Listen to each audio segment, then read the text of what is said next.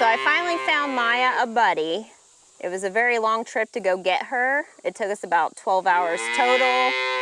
We got home with her about 9 o'clock last night, and her and Maya seem to be getting along just fine. So this is Ellie. She is a full-blooded Jersey. She does have horns. As you can tell, she is not fully weaned. So it's going to be quite noisy for the next few days. So it makes a huge difference with Maya having a buddy in here. She's so much calmer and happier. She's not pushy. She's not like rubbing against us and knocking us over. So I think her having a buddy has made a huge difference in her behavior. They're looking for a cool place to go. Yeah, well, she's making them run. She's like, oh, I'll go with them. Okay. Oh my. Oh, whoa, no. Be careful. So as you can see, Ellie's tail is very short. Apparently her mother aggressively groomed her after she was born, so she bit off the end of her tail. So as she gets older, it's definitely going to impact her because they use their tail to swat flies away, and she is not going to be able to do that. So 2 days before we went to the tractor show at Rantoul, Illinois, we got a delivery of Cornish cross chickens. And these are the meat chickens that we end up raising. We ordered 25. We lost a couple. We have 23 that are left. They're about a week and a half old. So they're going to go out on pasture here in another week or two. And these end up being done and ready for butcher at 8 weeks. So they ain't going to be in the brooder much longer. But 23 meat birds this year. That's half of what we raised last year. But we do have 21 turkeys this year. So that's quite a few turkeys. So we do got a lot of little chores to do today. First thing's going to be is move the animals back over into this pasture. Go. And that's the last sheep. Now we can close this area off.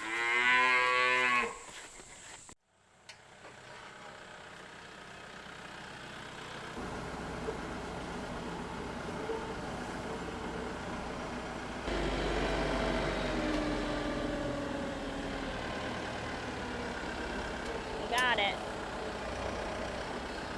So we got the other pasture closed off, and we moved the hay bale out to this pasture so it didn't go to waste. I moved it separately than the feeder. I was afraid to bend the feeder up with the weight of the hay bale in there.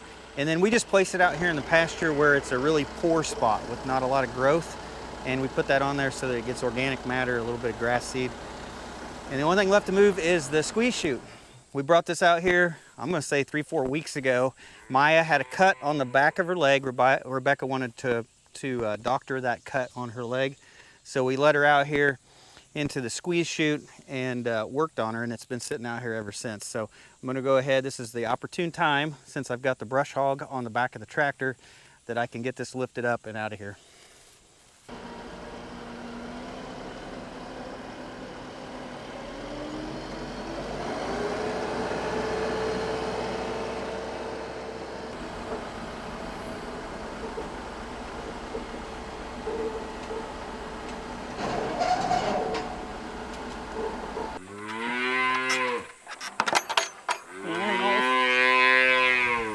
Happy to get out here if they're not too hot.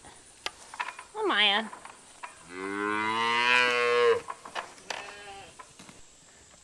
Hey piggies, how are you guys doing? You guys are a muddy mess, ain't ya? Yeah. It's gonna be a hot day today, and this little wallow right here actually gets sunny in the afternoon. So they have another one back here in the woods. We're gonna go ahead and fill that wallow. That way these guys can lounge around in the shade, right?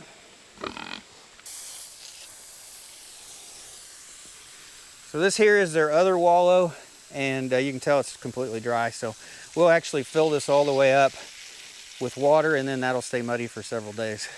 We're gonna go ahead and pick up one section of this poultry netting that we had out here. We made pasture for the sheep for it. We're gonna move it up, and we're gonna expand our poultry pasture so that we can fit our turkeys and our chickens in the same netting. So we're just gonna go ahead and roll this up, move it up to the house. So So we're gonna go ahead and try to chase these turkeys, get them back inside the tractor so that we can modify the netting.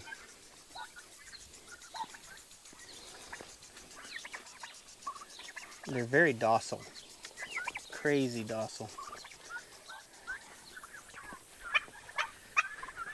Nope, hey, mister, go.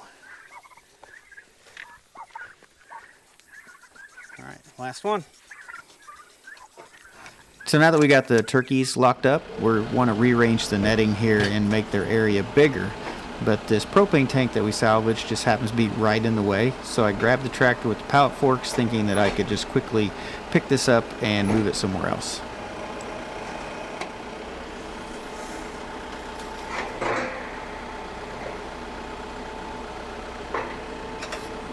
I thought it was going to keep rolling downhill. Yeah, that didn't go as planned. I'm gonna drive the tractor around from the other side, so I'm going uphill instead of down.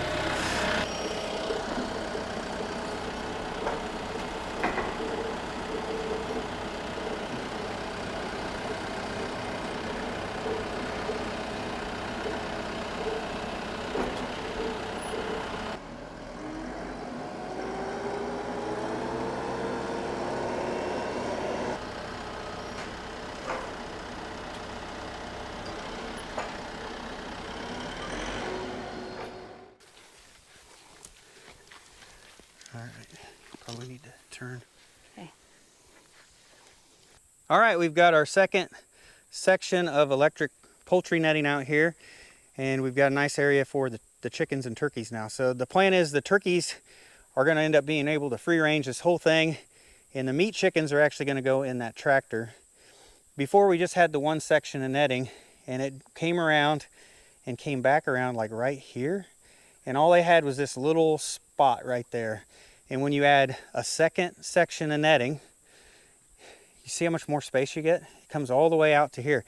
You get 4 times more space when you add go from 1 to 2 nets. It's amazing.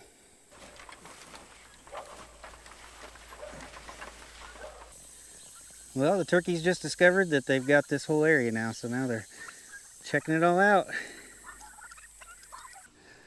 So this is the propane tank that we salvaged from the other side of the property where we tore down the trailer. And we bent this up the other day when we salvaged it, and I bent it up even worse today. So the lid needs to be replaced. This pressure gauge here needs to be replaced, but everything else may be fine. I'll probably go ahead and put a new regulator on it. But this actually, even though it's rusty, this tank looks to be in good shape. So I called the company that fills up my propane tank, and they're gonna come out here in a week, and they're gonna test this tank. So I take it they're gonna probably pressure test it in some sort of way. They're probably gonna leak check it, and they're gonna find out whether any of these pieces need to be replaced. And hopefully, after that's all done and said, this is basically recertified so that I can get it filled back up and use it. Well, I completely forgot about filling up the pig's wallow. I actually stopped and ate lunch. I guarantee this thing is full. Oh yeah, she's full. It's full enough that we caused a river. It's flowing way down.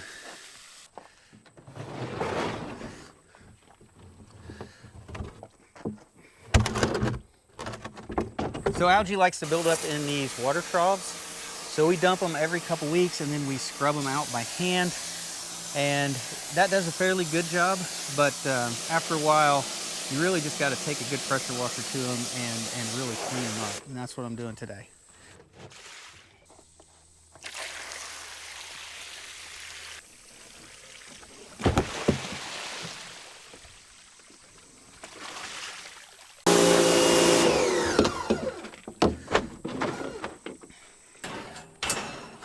See if we can clean the manure out of here.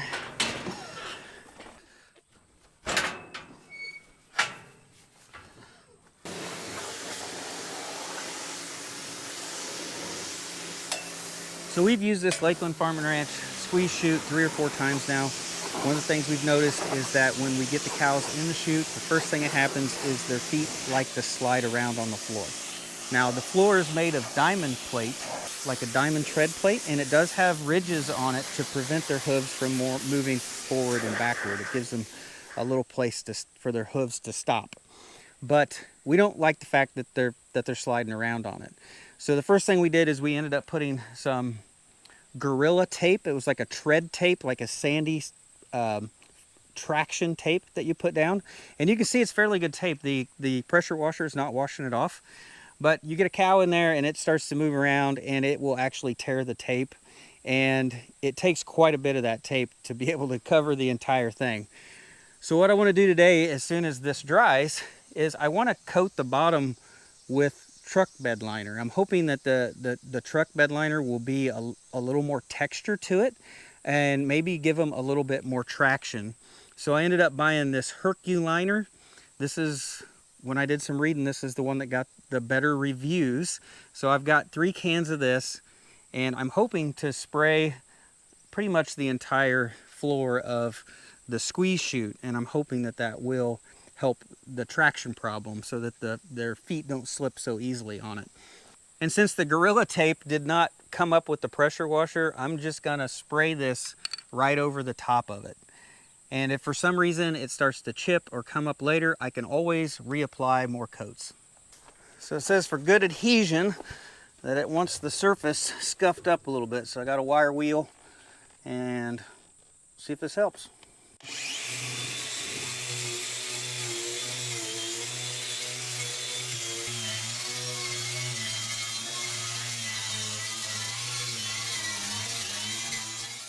Well, I'm actually getting this tread tape to pull up, so I think I will go ahead and remove it so that I don't have to worry about it.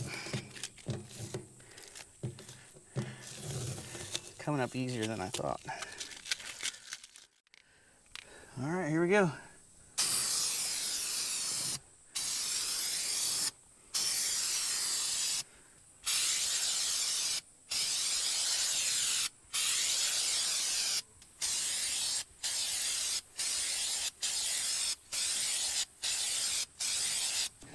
All right, I used 2 cans and I basically got it coated and was able to go back over it with a second coat. And I think it turned out really well. I don't know if you can tell having this in the camera, but it does seem to have like a textured look to it. So hopefully this will give them more traction. So I'm gonna go ahead and let this dry. I'll come back and check it tomorrow and see whether it's got more texture, more traction to it like we want. I got a feeling this is definitely going to be an improvement over the paint or powder coat that was on the floor. But anything we can do to lower the stress of the animal, lower the stress on me and Rebekah as we're working them through the chute is definitely going to be an improvement.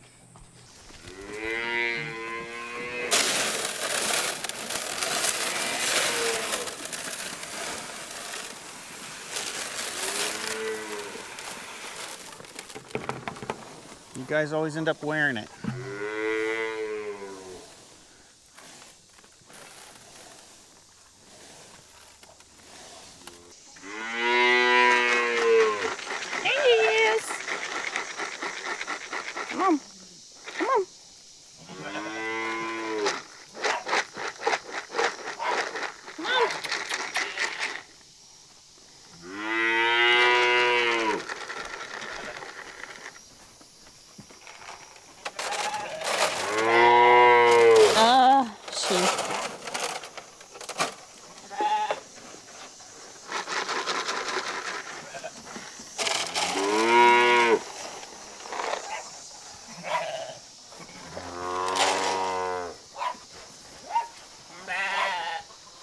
We think it's going to take probably anywhere from, what, 4 to 7 days for her to finally stop bawling? Hopefully. Hopefully. So she has stopped a few times today, but it's been pretty much all day long. And that's just the way it's going to be until she gets weaned, I think. She's just, she misses her mama. She's wanting some milk. And yeah, we're just going to have to power through, I guess. Yeah, we've seen her eat grass and we've seen her drink water. She has nibbled on hay. So she is taking in substance. She's just not getting what she wants. Yeah, she might lose a little bit of weight because she's probably not eating as much. Right. But her name is Ellie, and we have a niece named Ellie too. Yes. So I have a 3-year-old niece named Ellie. So I checked with her first to make sure she was okay with having a cow named after her. And she was. So that is going to be her name. We'll probably call her Ellie Mae to differentiate between the cow and my niece. Yeah, and we ended up buying her from a young couple with 4 kids up by South Bend, Indiana. That was a really long drive Yeah. for us. It was called Broderick Farm. Broderick Farm. We can leave a link to their Facebook page, but Yep. I think they're fairly new at raising animals, and they've obviously dived right into it because they had probably like 100 animals on like 4 acres. They had, they had sheep and pigs, of course the cows. They had a steer and the mama of this Jersey calf, geese, lots of chickens. Yeah, chickens everywhere. Yeah, and rabbits. And rabbits everywhere.